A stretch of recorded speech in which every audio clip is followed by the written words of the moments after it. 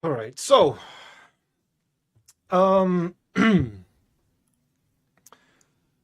so we are going to make this, I guess, just another chat that we've been having. We've been having a couple of chats lately, and it's just to try to get more understanding of this and how us as veterans are being affected, how we are going through this, because a lot of the things are most people don't know.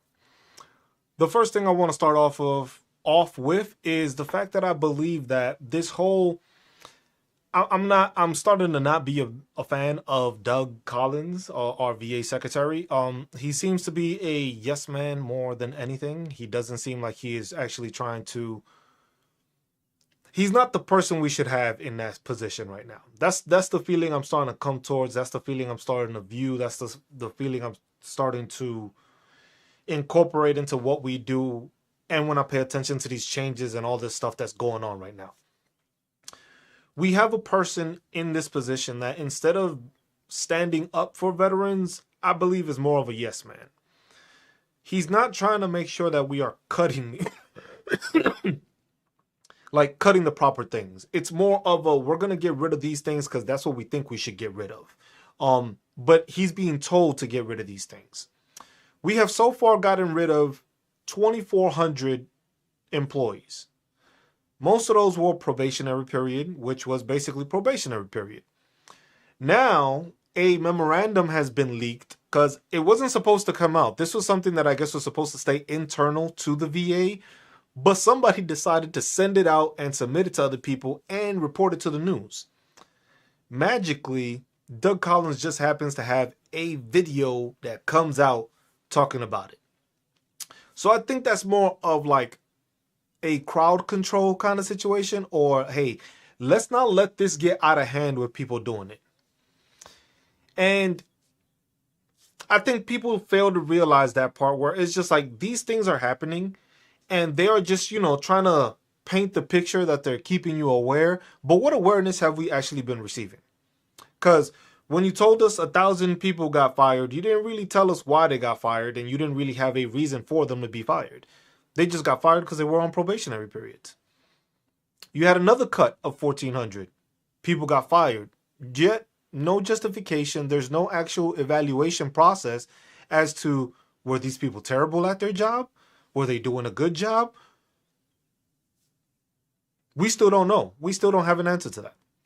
Now, documents are coming out and memorandums are coming out, and the news is reporting it that they are planning to reduce the VA workforce by 80,000. So they are trying to take it back to the time period of when most veterans just strictly hated the VA. 4 years ago, we could attest to the fact that veterans were basically saying that, hey, our care is trash. We don't have these things. We're not being taken care of. Wait times are ridiculously longer than they should be. All this stuff was being placed in there. This is all we spoke about. And veterans came together and started speaking on it, started arguing, started standing up, started marching, started going to Congress, starting to talk to these things like, hey, we need better help and we need better assistance. Since 2020, we've had the PACT Act enacted. That alone has been a crucial piece of legislation that has you can basically say that that piece of legislation has helped so many veterans out right now because of the situations we're in right now. We are dealing with toxic exposures. We are dealing with all this stuff. And yes, I do understand that the DAVs coming out, all these organizations need to start making noise. Because the thing is a lot of the organizations like the DAV, the BFW, Wounded Warrior Project, the American Legion, all these people have connections to Congress and they listen to them and they have the reason that they have these congressional meetings and hearings and committees that we have the Veteran Affairs committees. But at the same time, if you're part of the Veteran Affairs committees, how are you okay with 80,000 personnel reduction? Mind you, their excuse and their way of trying to alleviate some kind of animosity towards them is basically saying, hey, we're going to hire 300,000 mission critical personnel. what's mission critical? What's non-mission critical? I don't think anybody has gotten that answer.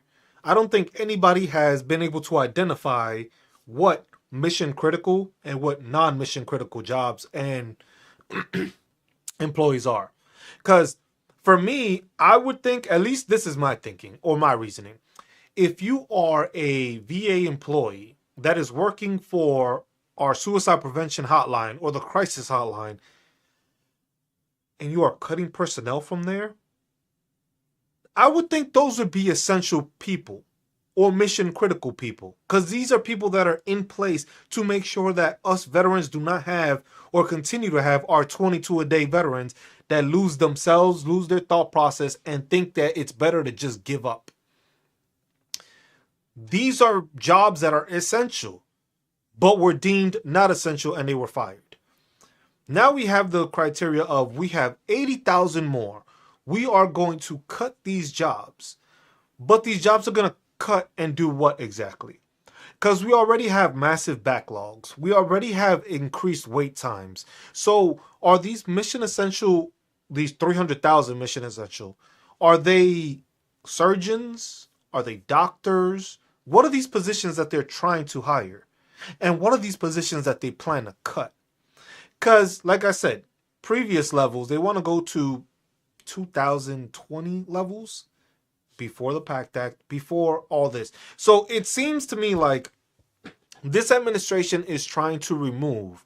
So all the hiring that was done the past 2 years due to the PACT Act, to make sure veterans were getting seen more, to make sure there was more C&P examiners, to see more evaluations.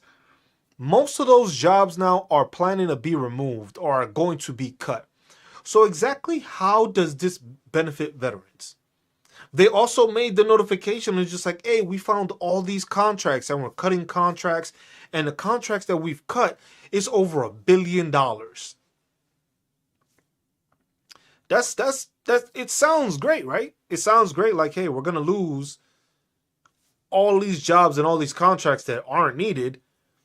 But then supposedly we're going to get it back into the healthcare. So where exactly is this healthcare going to be justified? Because you got to remember that the VA covers the whole country, covers all veterans. Every VA facility is not built the same. Every VA, see, somebody just said, look, Jimmy Elmo just got back from the VA and he saw that a video was in case there was a video to let them know. Somebody just stated, yep, just got back from a VA outpatient clinic. It was closed. No employees were anywhere to be seen. Anyone else had the same experience? Yep, I don't know. Because that's the problem with it. The thing is we have outpatient clinics and we have the hospitals. We have the main hospitals. So where are these cuts coming from? Because you got to remember, 80,000 across a workforce of 400,000 doesn't seem like much. But when it's a certain number of veterans are being affected that their clinic is no longer open, or the doctor or the C&P examiners that they had in that area are no longer available, what does that mean? That still means longer wait times. That still means you still have to send a veteran out, who knows, maybe an hour, 2 hours, 3 hours, to go get seen and be taken care of. These are all things that are being put into that thing, but I don't know of anybody that's had that experience yet. You may be the first that's dealing with that. And then there's more to come because, like they said, there's still more cuts. They're trying to restructure the VA. Mind you, I'm all for efficiency. I got no problem with that. The thing is that when you have no plan at all as to how you're going to fix the VA, but you keep on trying to tell veterans we're going to fix the VA, that's an issue. That's a major issue. Because you're telling veterans, yes, we have this, we're saving money here, we're saving money there. But then all it's affecting is the bottom line for veterans to be taken care of. Because you want to put it, and every video, Doug Collins says, we're going to put it back into the VA healthcare. What does that mean? Because programs are getting cut now off of these contracts. Employees are being cut through their wave of cuts. what exactly are we receiving? What exactly are we seeing? What exactly are we going to obtain from these cuts? The thing is if you outsource the VA, it's going to cost more. It's going to cost more. Because what we don't understand is, remember, when you look at these jobs, they're GS jobs, there's a pay scale. They stay under that pay scale. You get certain criteria, you get paid at the same amount. If you are going to a private entity to try to outsource the VA, you're going to be paying these people more than you were paying the employees that are at the VA. So there's not going to be any cost savings. You're actually going to make it more expensive. And then where are you going to get these funds from? Because you're saying you're saving so much, but then if you're outsourcing it, it's going to cost more. The same way when, hey, like I tell many service members, they do their time in service, then they decide to get out of the service and they do contracting. The private sector is going to pay way more than they did on the other way. Crazy, I thought Congress needed to agree with any governmental cuts. Blame this dysfunction on this administration, who is Musk and Doge, a bunch of non-Americans making bad decisions for Americans. The issue is that people aren't speaking out on that. People are not talking about that. People are not mentioning that. People are very hesitant to say those things and say, hey, this administration is not right now working towards everybody. Because the thing is, like you mentioned, Doge right now, I understand the concept. It isn't the first time this happens in this government where people are, losing jobs and that stuff. It happens. There's a reduction in government. There's savings across. But those other entities, when they did that, it was more cause why? Because they actually went and took the time to evaluate the programs, evaluate performance, evaluate employees. So that way they knew, you know what? This is a bad person to be working for us. Let's remove them. This is a person that, you know what? They're doing a great job. Let's keep them. That's not happening with Doge. It's literally, hey, this person was on a probationary period. So, and the people, and most people don't look at it this way and don't think about it in this manner. Probationary periods last about 1 to 2 years. So all of the hiring that Joe Biden did during his administration and funding the VA to make sure that the PACT Act was taken care of and more care and more evaluations and more processing of stuff was done was through the previous administration. Remember, the PACT Act was enacted in August of 2022. Throughout that time period, more and more people were being hired to try to reduce the influx of veterans that now were able to use our healthcare, that now were service connected because it was presumptive, or they served in a certain area, or they know they were exposed to a certain thing. So all these people that were hired basically are now being removed. So exactly how is that going to become more efficient? And what are you telling veterans? You're telling veterans that less people are going to be able to manage the processing, the care, and the looking after of veterans with less people available to do it. So now you're going to have less employees to process disability claims. You're going to have less people conducting C&P examinations. You're going to have less people, or even probably less doctors, because the thing is if you're cutting money towards it, but you're saying you're hiring them, those people make more money outside of the VA. So unless you're going to start a new structure of payment for these people, why would they stay with the VA? Some people are leaving now just because they don't want to deal with the possibility of losing their job without notice. You know what it is to be a person that was doing such a great job that they got promoted and then they ended up losing their job because they were under probationary period, but they actually weren't evaluated? Now, 80,000 jobs. If, Secretary Collins decides to actually give us a listing of these are the mission essential jobs. These are the non-mission essential jobs.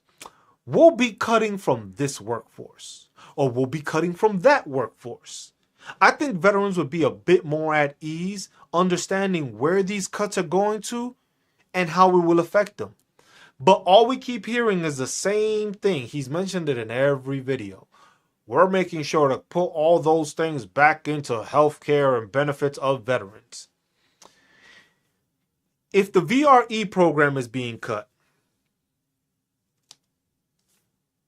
the VRE program, which most veterans have no idea what the VRE program is, but you're telling me that the VRE is about to remove or has been losing people, meaning when it comes to employment for veterans after their time in service, you ain't going to have the same amount of counselors because counselors are being cut in half. So it's already people swamped with assisting veterans, and now you are trying to reduce the number of help available even more. It's just like you're cutting veterans' jobs, which you're still cutting other civilians because it's not only veterans that work at the VA, but you're cutting it out. Yeah, VRE is the aka Vocational Rehabilitation and Employment, was renamed to Veteran Readiness and Employment. But the counselors are still called Vocational Rehabilitation Counselors. So they're still called by the old name as counselors, but the program got a facelift and a new name. Now, you're removing a bunch of these benefits that veterans have no idea of. I do these workshops every Sunday, and I pop in and do occasional workshops here and there, or just Q&As randomly. But throughout every single one, there's always veterans that have no idea about a certain resource or a certain benefit that was available to them that they had no idea existed. Now you're telling me that they want to cut some of those contracts. They want to cut some of that availability for veterans when veterans don't even know about them. So if a veteran didn't know that they can go to school through the VRE program the same way they had the GI Bill, that's a big difference. Imagine all of these older veterans where they didn't have the GI Bill just readily out. So all these GI Bills that were there, well, basically it's a secondary GI Bill. For a lot of veterans, they didn't have the GI Bill available to them. Certain time periods, there wasn't the GI Bill. The Montgomery GI Bill was different. If you didn't use it in a certain amount of time, it expired. But then you had the VRE program that still allowed you to get that education without having to pay for it, and then they help you with employment. But if you remove that benefit, what are you going to do? You have all these veterans right now that are losing their jobs without notice. You have veterans that, hey, I got the GI Bill, I'm going to use it, but you can use the VRE. But what happens if we start cutting funding for the VRE because we figure it's a useless contract? Because the thing is we have not gotten any clear clarification as to what's important, what's not. It was just like, usually, when it was commander's guidance, you would get the guidance from the commander, and the commander would let you know, this is what I plan to do with this company. This is our plan going forward. This is what we're going to do. This is how we're going to do it. This is how we have our training schedule. This is how we're setting this up. And you know what? Most of the time, when you were in a unit that way, you knew what was going to happen and you prepared for it. In this case right now, we have no fucking idea. Literally, it's people running this that never served in the military. Collins did serve in the military, but Collins is a yes man. You can't tell me that as a veteran that has been a veteran for some time, has known how bad the VA has been and was previously when they didn't have enough people. You want to take it back to those days where we didn't have enough people to service veterans, and you're going to tell me, you're not even going to tell me, you're going to lie to me, because it's a straight out lie. I don't care what anybody thinks about it. To me, that's a straight out fucking lie. There is no fucking way we are going to do better with less people. Not with the VA. Maybe in the military force, like when you're active duty or serving, maybe a reduction isn't that bad, but it's different there because, you know, you got some overweight people. You got those people that don't want to listen. You got to kick them out, chapter them out. And you got seniors that retire. As veterans, we don't retire from being veterans. We don't just hang it up and be like, hey, after a couple of years, I'm no longer a veteran. No, you stay a veteran your whole time till you pass away. But what's being taken care of there? What's being paid attention to? Has any veteran gotten any information? Most of the stuff that's going on, the crazy thing about it is, even with Congress, most of Congress has no fucking idea what is going on. So the Veteran Affairs Committees, the Senate and House, are basically being blindsided by these actions that are being taken by Doge. So how is a veteran supposed to contact a congressperson? Because that's what these organizations are going to say. Hey, make sure to contact your congressmen and your representatives. Make sure to let them know what's going on. Shit. For some of these people, we're going to be the one that's letting them know what the fuck is going on. Because that memorandum was pushed out within the VA. You had somebody that is willing to lose their job because of the fact that they wanted to let it be known for all veterans out there that, hey, these people are planning to cut 80,000 more jobs. Because you notice it didn't come from the VA secretary himself. It came after it was already making its rounds all around the internet. And then to save face, there was like, oh, you know, he comes out here and he wants to be transparent. I was just like, I've never seen transparency where you still don't tell me what the fuck you doing. What transparency is there if you can't tell me what the fuck you doing? You as the VA secretary have no idea where these cuts are coming from or how to administer them. That's already a bad sign for veterans. And the thing is I said that I was talking to somebody earlier. It's just like, I don't want to bring fear to veterans. That's the last thing I fucking want to do. I don't want to have veterans scared and stuff like that. But what I want veterans to start doing is we need to start acting and saying things. We need to start speaking out. We need to start asking these questions. Because the thing is they weren't planning to tell us that 80,000 jobs are coming. Because that memorandum in it says that the 80,000 is to be done by August of this year. Mind you, we just started March. We just started March and you are trying to cut 80,000 more after you already cut 2,400. Mind you, there are some veterans out there that have received that letter. Some of y'all don't know what that letter is. Some veterans have already started receiving letters saying that the VA is apologizing for the possible delays. Possible. Why are you bullshitting veterans anymore? Why? Like, of all people that could probably take it straight up and be told what the fuck is going on, I think veterans are the easiest one to tell, hey, bruh, your shit ain't happening right now. Your claim? Yeah, you gonna be waiting. We'll take that L, but at least we understand. Because if you telling me, oh, there's going to be possible delays, what the fuck is a possible delay? Is it a month? 2 months? 3 months? A whole month? Just 2 weeks? A year? 2 years? Because you got to remember, not every veteran deals with these issues. Some are already 100 P&T. They don't got to worry about it. And that's another problem. A lot of those veterans that are already 100% P&T ain't paying attention to it. Because they see it as, oh, they don't care. It's not their issue. They're already 100% P&T.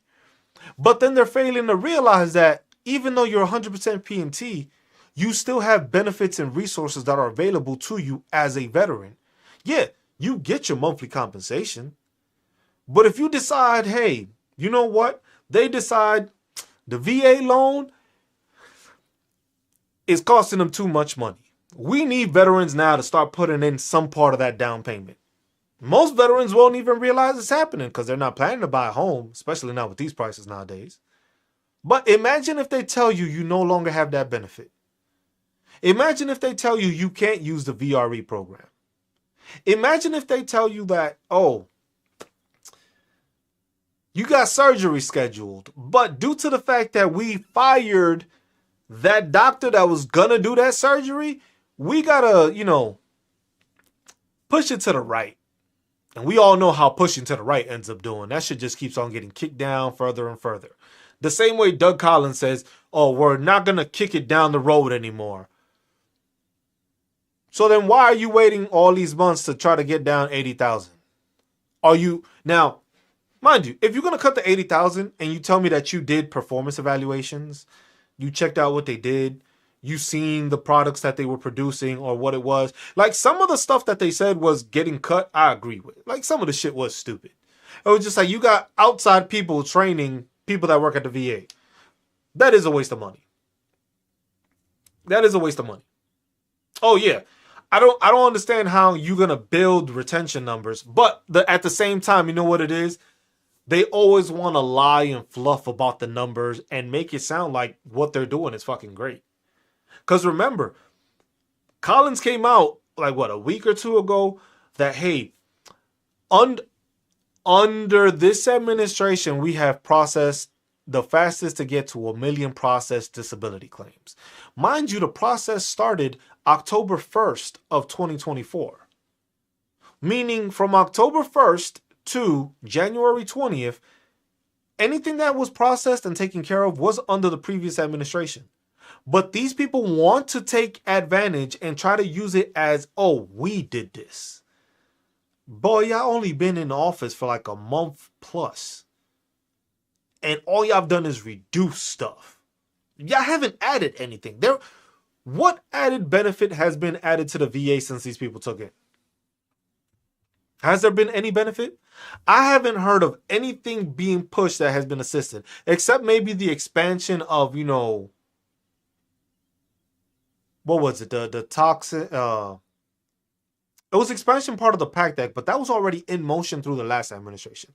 So this administration hasn't really done shit to actually help us, but they're cutting, but they're not being upfront about it.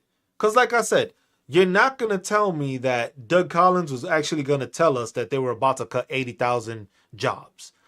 Because right now, a lot of veterans are not happy with the fact that 2,400 people lost their jobs.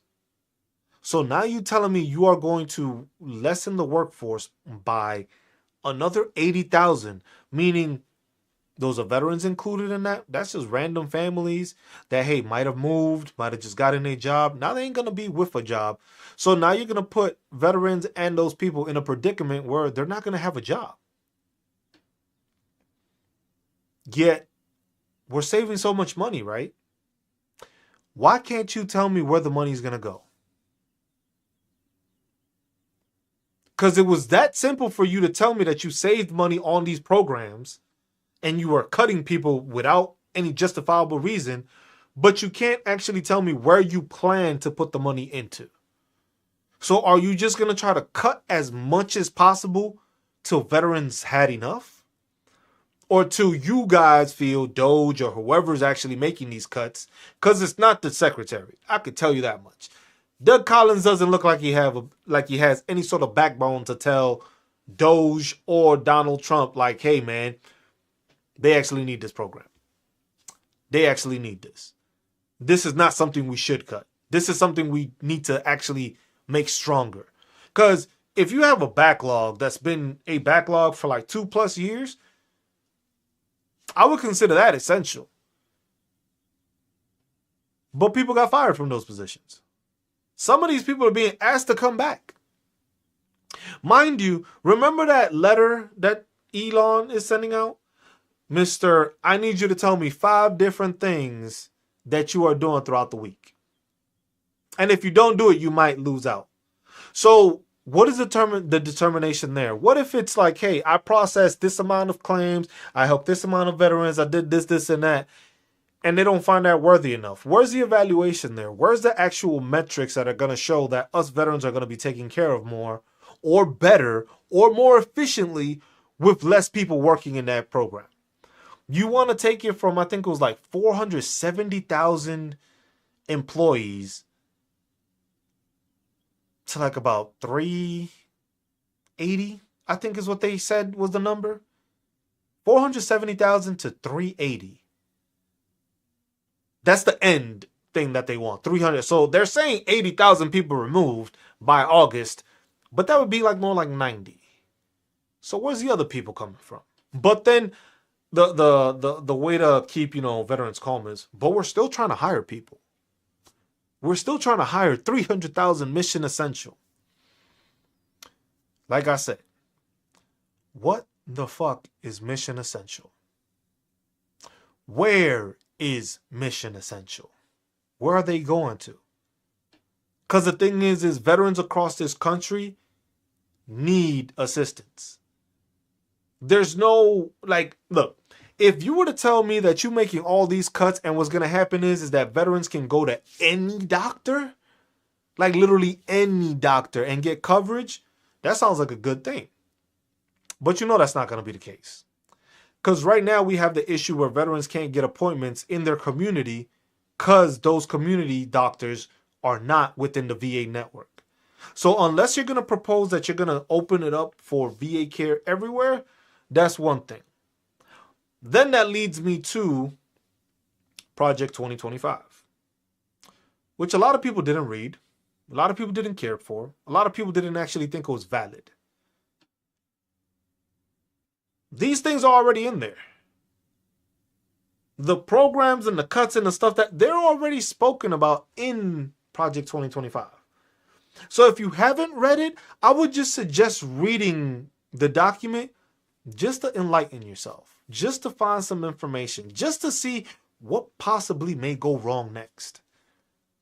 Because cutting 80,000 people is not going to be a solution. Now, if you told me you were hiring 80,000 people, yes, that is going to cost money. But if you just save so much money from supposedly the little bit of contracts that you viewed, that's kind of crazy. To think that all that money has been spent and it's just like you were able to find this amount of money in this little bit of programs, but then you're cutting indiscriminately and not actually paying attention to what the programs provide. There's cuts going around everywhere. It's not like it's specific. So that's what makes it even more concerning. So it's just like if VRE counselors are being removed, crisis line employees are being removed. You can hear about certain jobs, certain positions. What was it when they changed the GSA, so the government supply authorizations basically, changed it so that they couldn't purchase stuff. So that puts a hindrance on being able to provide and repurchase things that veterans actually need, or a veteran clinic needs, or a veteran hospital needs. Shit, we just had somebody say that their whole clinic was shut down and nobody around. If that's going to be the case, now what does that mean for any veterans that may have a clinic shut down or their doctors no longer around? That means longer wait times. That means you need to travel. Mind you, I already can tell you that they're going to try to do something about the travel pay reimbursement. Shit, they already want to make it that if you are only 10 or 20% disabled, you're not going to get anything. See, look, all government purchase cards are frozen. That means any veteran hospital is basically working off of whatever they have in stock. So if they had an order to fulfill something, won't be able to do it. I had a veteran ask, it was just like, does this mean that my surgery is no longer going to happen this year? That kind of bothered me because it was just like, hey, man, I'm sorry I said what I said, and that's the first thought that came to your head. Because I don't want veterans to think like, oh, shit, I'm not going to get the surgery. I'm not going to get the assistance and stuff like that. The thing is we have to keep open ears, open eyes, and we need to pay attention to this. Because the thing is all these cuts, all these contracts being eliminated, all these people getting fired, dismissed, or whatever they want to call. We haven't even gotten to the people that wanted to actually resign and use that resignation part where it's just like, hey, y'all gonna pay me? We're gonna resign it. Why? Because Congress hasn't appropriated any funds for that. So that was full of shit. And then some of those people that actually wanted to resign, they said, nah, bro, you can't resign. So you got no ability to purchase stuff. You have backlogs that keep on rising. You don't have enough people to actually go through the supplemental claims through in a fashionable, timely period. Higher level claims are not being taken care of any faster. And then board proceedings are not being taken care of.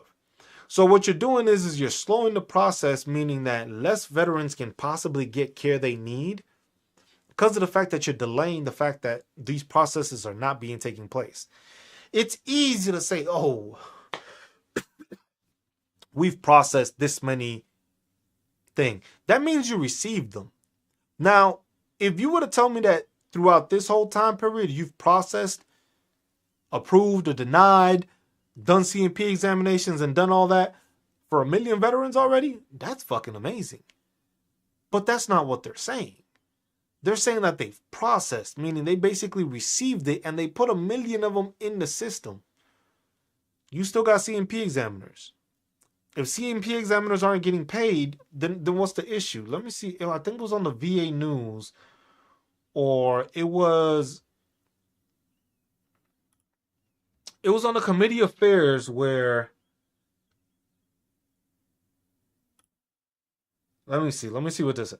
So this is on the U.S. Senate Committee on Veteran Affairs. So I'm going to show y'all this and just real quick. Oh, hold on. Make this the page.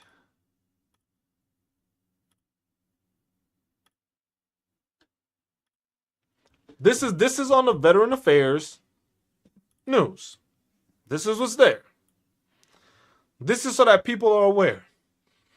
Senate Republicans block Blumenthal, which is the ranking member of Veteran Affairs. Senate Democrats' resolution condemning Trump administration's mass terminations of VA employees and veterans. He then says, they are not faceless bureaucrats. They are not suckers. They are not losers. They are hardworking public servants who have willingly sacrificed everything for this country, willing to give even their lives. So, ahead of President Trump's joint address to Congress and in light of the president's egregious attempts to slash Department of Veteran Affairs, the Senate Affairs Committee ranking member Richard Blumenthal and a group of his Democratic colleagues took to the Senate floor today to ask for unanimous consent to pass a resolution condemning the mass terminations of employees, serving veterans, and their families at VA and calling for those jobs to be reinstated. And like I said, over the last month, the Trump administration has illegally terminated 2,400 VA employees critical to serving veterans, including a substantial number of veterans and military spouses. So this is where I have that conflict. You got the VA secretary telling me these weren't critical jobs. Then you got the senator of the Veteran Affairs Committee saying that they are critical jobs. Which one is it? Which one is it? Which one are we sitting on? Which one are we standing for? Which one are they actually going against? Because you can keep on reading this and he explains all this and he talks about it and it goes through it. And that was what? 2 days ago? So where's that information at? Because the thing is you're getting stuff approved, you're getting stuff there. And hey, Jimmy, if a lot of claims are being decided in February, that's great. But the thing is going forward, how does that work? We're not going to have the same workforce. Now, like I said, what's critical and what's not? Because is reviewing claims, being a VA rater, is that an essential mission critical job? Or our mission critical jobs are doctors, surgeons, nurses, what dentists, certain specialty doctors. Are those the 300 critical? But then where are you placing those? Because not every VA facility has the people it needs. It was just like all these senators and all these people are doing this, but who's listening to the committees? It's not like the committees are being asked, and these are the people in charge of this. It's not like Doug Collins was asked. Remember, they just removed the previous one. There was no, remember how most people used to do it, or in most places, that you had a left seat, right seat? You know, left seat, right seat, know what was going on. You incoming, they're outgoing. You would know the process. They would tell you, oh, this is how we run things. This is how we do things. This is how we do this. This is how we manage this. This is how we manage that. And it's just like, And it's just like, it's going to take some time. For anything that's going on right now, it's going to take some time, because the thing is the VA don't fucking know what's going on. When the VA has no idea of what's going on, us as veterans have less of an idea. If the secretary of the VA is just listening to the top, or people that don't even know how the actual program works, or never even fucking served in the military, and they're saying, oh, we need to cut this, we need to cut that, and he's just all, you know what, we will cut this, we will do that. How does that help veterans? It doesn't. Cutting anything doesn't work if you don't have a plan. And as we can see, they've already shown, and it's visible to everybody, that there's no actual plan. Without a plan, all it's going to hurt is veterans. You're going to hurt those veterans that are working. You are going to hurt those veterans that are actually getting and using the healthcare. Because you got to remember, there's only maybe a third of veterans actually use. Maybe a third of veterans. I think it's like about a third. I think it's like about a third of veterans actually use the VA healthcare. So now let's say there's more presumptive stuff that starts popping up. Because remember, with the PACT Act, that's what they were doing. They're going to continue to add things once they start seeing that veterans have these issues, and they're trying to implement it more, and they make it, hey, if you served in this time period and stuff like that, we know you were in this area, or we know that. So you don't have to really, well, you still have to file for it, but you still have to go through the process. If the process is going to take longer because your CMP examiner isn't available, that delays it. If it means for you to get seen by a VA rater, that delays it. Now, if you're firing people and you're hiring them back, that's all right. But if you're firing these people to then just hire some random new people, then you got to go through the training process. But you didn't evaluate these people. So how are we making the process more efficient and better if we don't have any metrics? Like, we don't know, like, nobody knows what the fuck is going on. And I think that's the biggest issue we have. Nobody knows. Nobody. The VA don't know. Congress don't know. They want to pass this. They want to do that. And I was just like,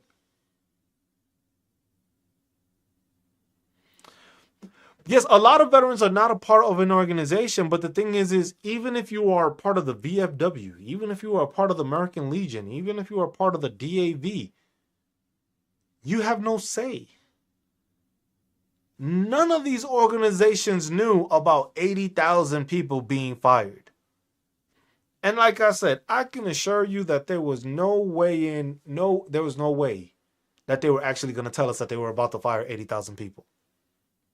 Because look at the backlash they've received off of 2,400 people. Look at the backlash that this administration has started receiving just with 2,400 people. Now, do you really think they were just going to go ahead and say, yeah, we're going to take away 80,000 of y'all? The numbers do count, but the thing is what numbers? What numbers count? What do they identify as being an important number? We don't know these things. And as veterans, that's why we need to start asking questions, whether it's calling our representatives, because you got to remember, you may have a representative, a senator, or whatever in your state. They might not be part of the House committee. They may not be part of the Senate committee, but they're still a senator. They're still a representative. They still represent you. You are still one of them constituents that they serve. It is on us to start asking these questions, calling them, emailing them, like, hey man, what are they talking about with these cuts? Are these cuts really necessary? Are you going to assist in making sure that veterans in this state don't lose the resources that are available to them? Because it's just sources and availability that's just being stripped away from us. We don't know any better. Veterans don't know any better. Most veterans ain't paying attention. So let me see, where'd I put that at?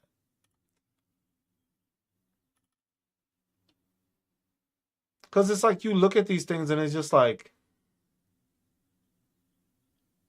stuff is changing. It's going to be more difficult for veterans. Yeah, and I agree with you.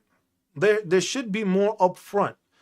I would like more transparency, because if you're going to talk about more transparency, you should have been able to tell me that your plan when you started these reductions was to drop it down 80,000. Now, if you would have said that from the beginning, it doesn't catch people off guard.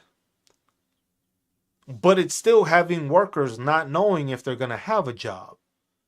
And then you have a person that is not in charge, but in charge, but then they say they are in charge and they're not. And it's just like, you got Mike Johnson as your representative. Man, Jimmy, I feel sorry for you. I'm sorry, but I don't like that guy. I don't like a lot of the congressmen and women that we have in Congress right now, because they're talking a whole bunch of bullshit. And they're saying a whole bunch of bullshit. It was just like, you can't tell me that you agree with veterans losing their jobs, but at the same time, it's not something that, hey, this isn't like they're pinpointing veterans to lose their jobs. So I can't say that. But Veterans Affairs is something that's essential to this country. Why? Because that also helps with retention. It helps with bringing people into the service. Because most veterans right now, you can ask them, hey, would you tell your kid to join? Fuck no. And that video is just a fuck no. That's not going to happen. Veterans don't want their kids joining. It was just like, look at the issues I'm going through as a veteran to try to get my benefits, or to try to get my claim done, or to try to have to prove that what I have already in my documentation happened in the military. But it was documented. JC, I don't know. That was considered DEI. You see how they're doing about getting rid of DEI information. So veterans preference, we don't know if that's going to exist. We don't know if that's going to be something that they further cut to not be like, hey, we're not going to give an advantage to veterans to get that 5 or 10 point preference. We don't know that yet. And that's what I think is more concerning. Like I said, I don't want to raise an alarm. I don't want to do that. But the thing is the alarm has already started going off. The alarm is already going off. The thing is how many veterans are listening to this alarm? How many veterans are paying attention to this alarm? Because you reduce certain programs, you reduce certain employees in certain sectors within the VA, it's going to affect veterans in the long run. It's not going to be that veterans are not going to be affected. There's no way anybody could tell me that, oh, losing 80,000 more personnel is going to make it better. Or I'm just hoping maybe I'm wrong. Maybe, hopefully, 80,000 less happens, but there's going to be a time period where these things are going to take into effect. Do we know what this time period is? No, we don't know. We don't know what the hell is going on. Because remember, they're saying, he said it himself, that there's going to be, a time period for us to figure out what's going on. How long is this time period?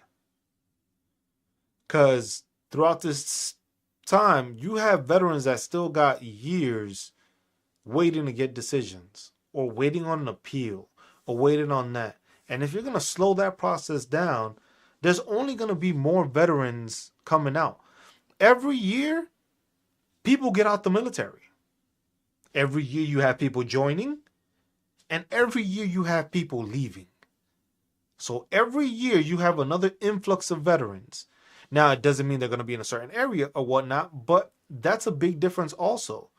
Because depending on where you're located, depending on whether they're cutting from your location or another, that affects you as a veteran.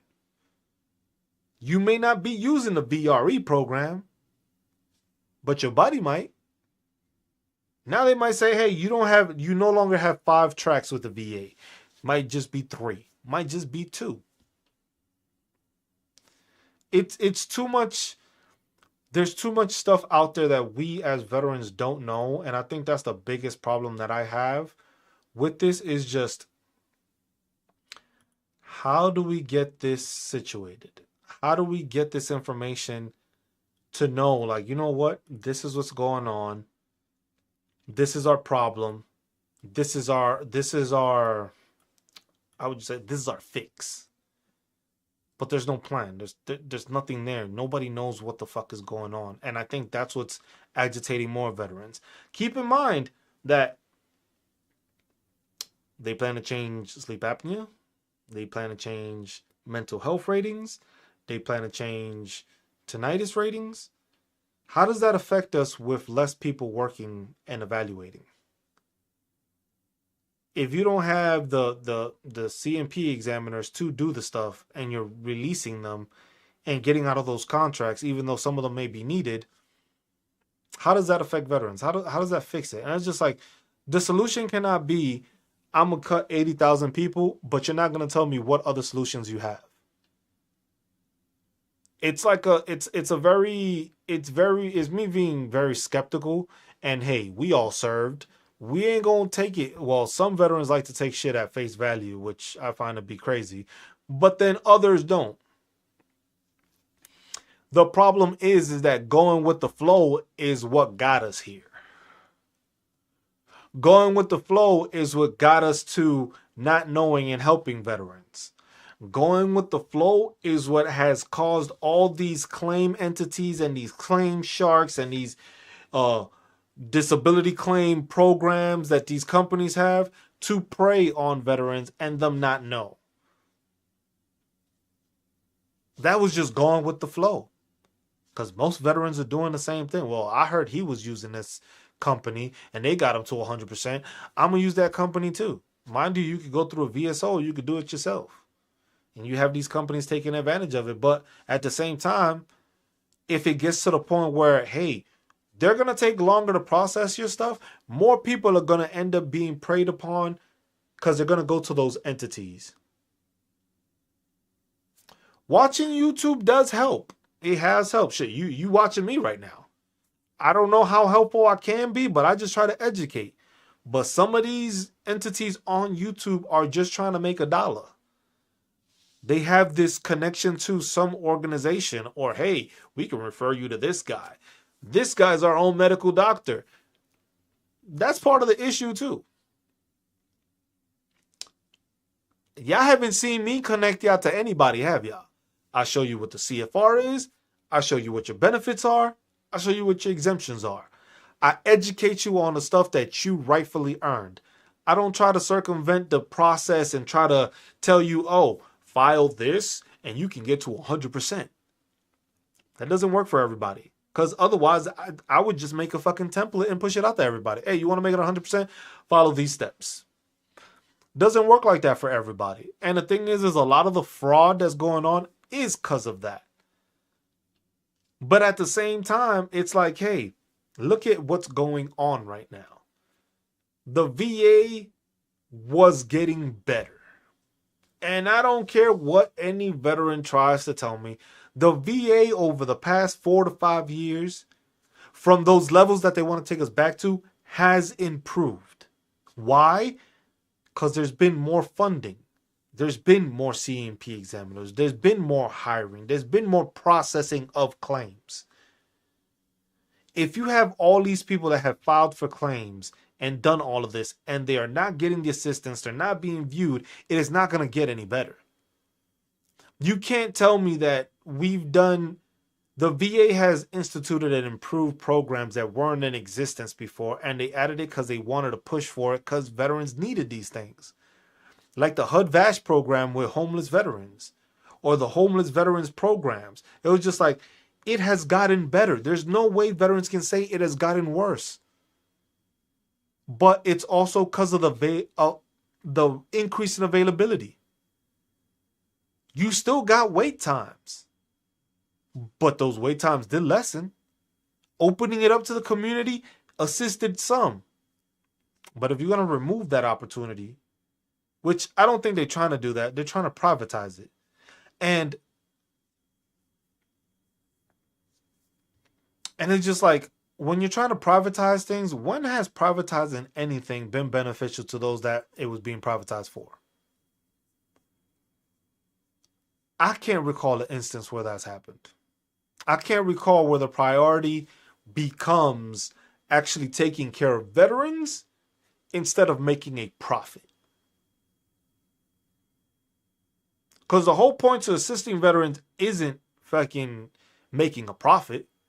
It's making sure those that sacrificed and gave up all they did and signed up are receiving those benefits on the back end for all the time that they gave to sacrifice for this great country. It's not about making a profit. But once you privatize something, it becomes profit. That's why you have the public sector and the private sector. When it comes to government agencies, they're not there to make a profit. They are there to service those people that it was created for. When you go to the private sector, it's, we're going to service these people, but we need to make sure we are making money on the back end. If you want to make it that the VA is a pay and profit thing, it's going to dilute the actual goodness of it. Because then the thing is you're going to pay out contracts. You're going to do this. You're going to do that. You're not going to save any money. The whole point of this was supposedly to save money. But it's more important to actually take care of the veterans that you're saying you're saving for. There's no savings here. There hasn't been anything that's done. You've saved this money. You've done that. Where can you put the money at? Where are you planning to put the money at? I want to know what these 300 mission critical jobs are. Because nobody knows. Like I just read off of Senator Blumenthal. He said that from those 2,400 people, they were critical. Maybe he was just saying they were critical. But a position, like I said earlier, the crisis line, that's a critical position. Unless they were trash, unless they were not good at their job, that's a critical position. Those positions and those things need to be put in place so that people understand it and see that. If you're not seeing that and you're not viewing these things and you're not taking care of the veterans, it doesn't matter. You can't tell me these cuts and all that stuff have benefited it. Like I said, I hadn't seen other veterans getting these letters of, hey, there may be a delay to your stuff. There's going to be more delays. There's going to be a slowdown. You still have veterans that are filing disability claims. You still have veterans that have hesitated to file for disability claims just because they don't know or because they think it's a handout or whatever reason they may have. But at the same time, what are we doing to actually slow this down? What are we doing to actually justify this? Just because you get on the VA YouTube channel and decide to make a video telling me that this is what you plan to do, I've heard that before. I think everybody's heard that before. We've heard that from politicians all the time, where it's a sound good story at first because they want to make sure they don't lose their job. They want to make sure they stay in the position they're at. Doug Collins is not fighting for us. Doug Collins is being told you need to cut 80,000 people, and Doug Collins is going to cut 80,000 people. Where is the justification for it? What metrics did you use? How did you evaluate that? You know what? Dropping $80,000, that's the number. How did you even pick 80,000?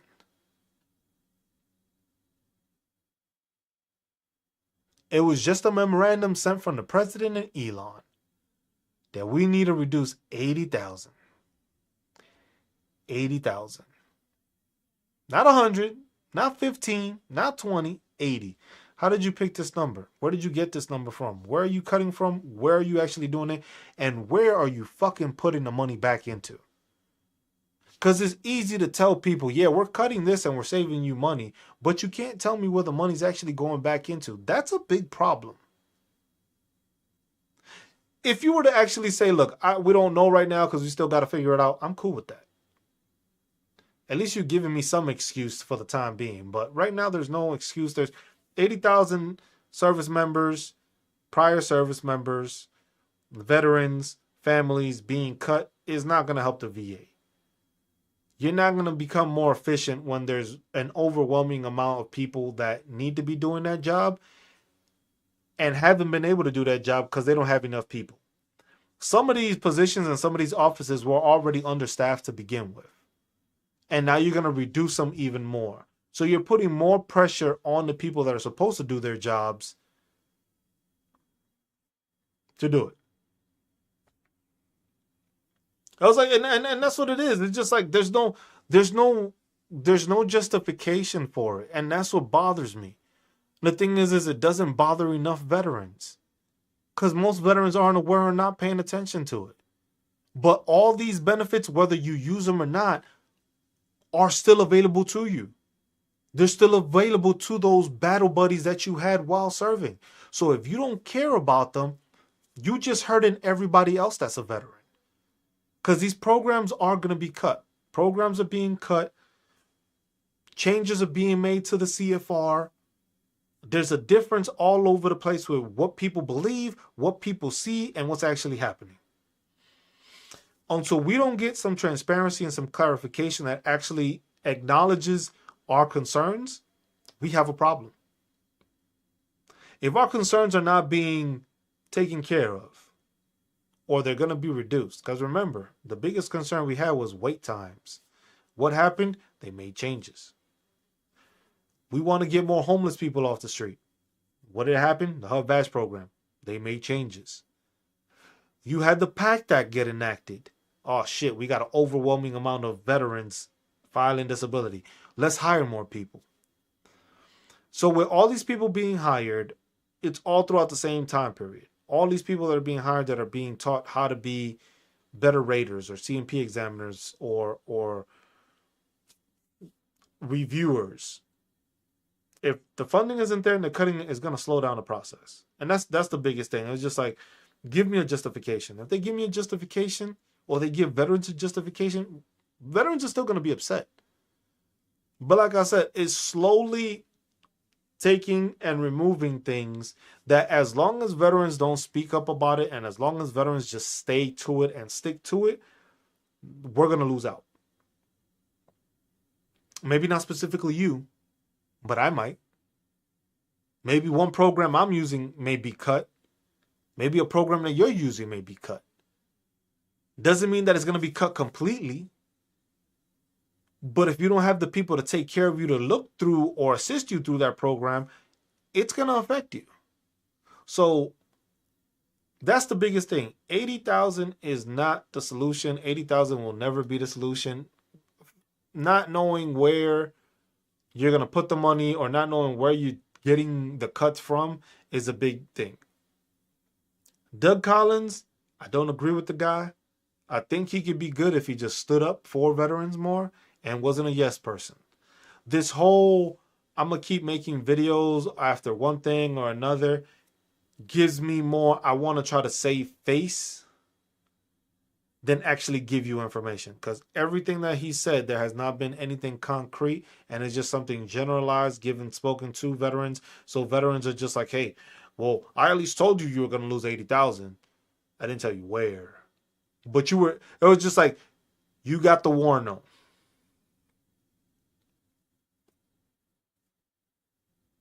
We don't know what the outcome is. Them Fraggles is coming. We don't know what they are. I hope veterans get their stuff taken care of. I hope veterans look into the issues that they need to. I hope they are filing and taking care and responsibly looking at what they can take advantage of and use as veterans. Because the more of the programs we use, the less chances of them cutting. The more we educate veterans on these programs and resources, the less chance of them being cut for not being used. But if people aren't using them, it's the easiest way to say, you know what, we don't need them. Easiest way to say, hey, veterans already know they're going to wait a long time to get their disability claims processed and approved or denied. It's not going to hurt them to wait a couple other months. And that could be their reasoning. We don't know. And that's why I say, just like as veterans, we need to put that word out. Let veterans know this is going on. This is what we're talking about. I've seen messages and a couple of videos of people saying that there is planning to be like a march on the state capitals of veterans, basically, to stand up and go to those politicians and tell them like, hey, we need to make sure that you are taking care of us veterans in your own state and not just letting us go off to the side because Doge decides it. A person that is not elected to any part of Congress or office in general. But we'll leave it at that. I'll keep an eye out. I'll keep on seeing these things. We have that 80,000. If they keep on pushing information and stuff like that, I'll make sure to push it out so that people have an awareness of, okay, this is the change that's coming. This is what they're saying they're going to do. This is what they're not saying they're doing. So that way, us as veterans have visibility. But also so that we can start hounding these people and holding them accountable. Because without that, we're going to lose out on things that are beneficial to maybe not you, like I said, but to veterans in general. And we got to make sure we don't allow that to happen. So if we keep on this way, it's just going to be a trickle, slowly down effect of removing things and we lose out. We don't gain anything. We just keep on losing and losing. And it'll get to the point where it's just going to be either longer wait times, longer claim decisions, longer review time periods. With all this thing happening, we don't know. We just don't know. Until we do know, we need to start and continue asking these questions because you're a veteran, I'm a veteran, I'm concerned for veterans, and I hope you're concerned for veterans too. But the only way we can alleviate these issues and actually make the VA better is by reaching out, asking questions, asking how you're going to fix this, asking are you working on this, asking why you're removing this when it's being used or needed. Those are the questions we got to maintain. Those are the questions we need to make sure we are putting out to veterans to let them know like, hey, I appreciate you, but we need to be on our A game. Because otherwise, we ain't going to be in no game. The game is going to be rigged and it's going to be decided for us. And it's not going to be beneficial. So, I appreciate y'all. Hope y'all have a great rest of your day. Enjoy the weekend. Again, we have our workshop on Sunday. Every Sunday. Tune in if you have any questions. We'll probably touch this subject a bit more if we have any more information come out the remainder of the day throughout the weekend. But as always, appreciate y'all. Y'all take care. Keep spreading the word. Keep making veterans be aware. I'll check you out on the next one. Peace.